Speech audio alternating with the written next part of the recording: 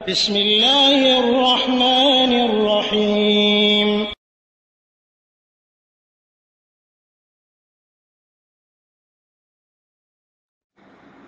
ওয়ালাইকুম আসসালাম রহমতুল্লাহ বরকাতুহ।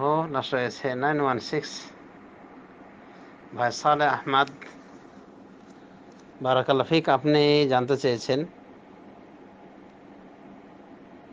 সালাম এবং মুসাফাহার পরে আমাদের দেশে বা বিভিন্ন জায়গায় আপনি দেখেছেন যে একটি দোয়া বিনিময় করেন তারা।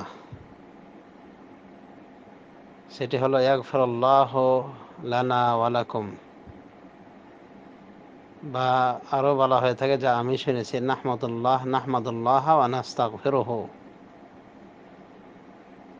তো এইভাবে মুসাফাহার পরে এই দোয়াটি বলা, অনুরূপভাবে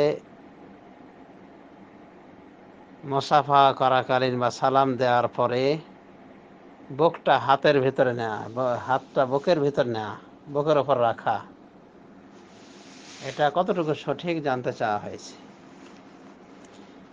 প্রথম বিষয়টি বলা যায় একটা জয়ীফ হাদিসের অনুসরণ।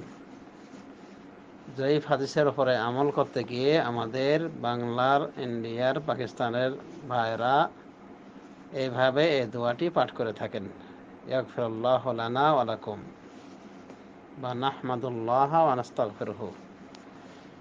এই জয়ীফ দোয়াটি সুনান আবু দাউদে এসেছে। এই হাদিসের ভিতরে বলা হয়েছে যে দুজন মুসলিম যদি তারা সাক্ষাৎকালে সালাম এবং মুসাফা করে এবং আল্লাহর প্রশংসা এবং ইস্তেগফার করে,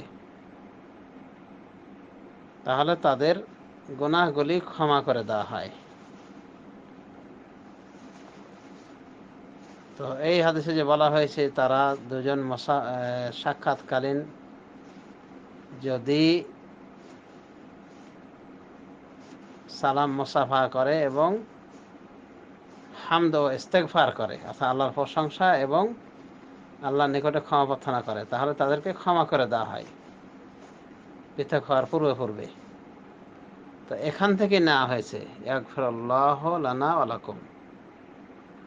আর এই হাদিসের বাহ্যিক অর্থের সাথে মিলিয়ে কেউ কেউ বলে থাকেন নাহমাদুল্লাহ ওয়া নাস্তাগফিরুহু, নাহমাদুল্লাহ ওয়া নাস্তাগফিরুহু। তো এই দোয়াটির ভিত্তি হলো এই জয়ীফ হাদিসের উপরে। আলবানী রহমতুল্লাহ আলাইহি হাদিসটিকে জয়ীফ বলেছেন এবং জয়ীফ আবু দাউদের ভিতরে এনেছেন। অতএব জয়ীফ হাদিসের উপর আমল করার কোনো প্রয়োজন নেই। আপনি আপনার মুসলিম ভাইয়ের সাথে সালাম বিনিময় করলেন, মুসাফা করলেন, এরপর উপস্থিত যা কিছু আসে আপনি দোয়া আকারে বলতে পারেন। যেমন আরবেরা দেখা পেলে কত কি না বলে, তারা এক গাদা দোয়া দিয়ে দেয় আপনাকে। তা আপনারও মনে যা আসবে উপস্থিত তাই বলবেন না, কিন্তু ওইভাবে ইয়াগফিরুল্লাহু লানা ওয়া লাকুম বা নাহমাদুল্লাহ ওয়া নাস্তাগফিরুহু এইভাবে নির্ধারিত কোনো দোয়া পাঠ করা প্রয়োজন না, যেহেতু ওই মনের হাদিসে জয়ীফ। আশা করি বুঝতে পেরেছেন। আর সালাম মুসাফার পরে বুকে হাত রাখা, এটা বলা যেতে পারে আমাদের দেশে মানে অতি ভক্তি। আর অতি ভক্তি বেশি ভালো না, অতি ভক্তি চোরের লক্ষণ কথাই বলে।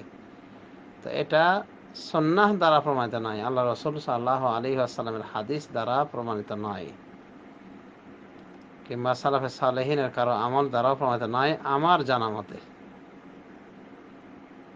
অতএব এটি বর্জনীয়, এটি বর্জন করা উচিত এবং বিদআতের নিকটবর্তী। কারণ এইভাবে আমল দেখছি কিন্তু দলিল দেখতে পাই না, আর বেদলিল আমল করে কোনো লাভ নাই। শ্রদ্ধা আছে হৃদয়ের ভিতরে, কিন্তু এভাবে বুকের উপর হাত বাঁধা, অনুভব, মাথাকে অনেকে নিচু করে দেয়, এটা তো এক প্রকার শিরকের বহিঃপ্রকাশ।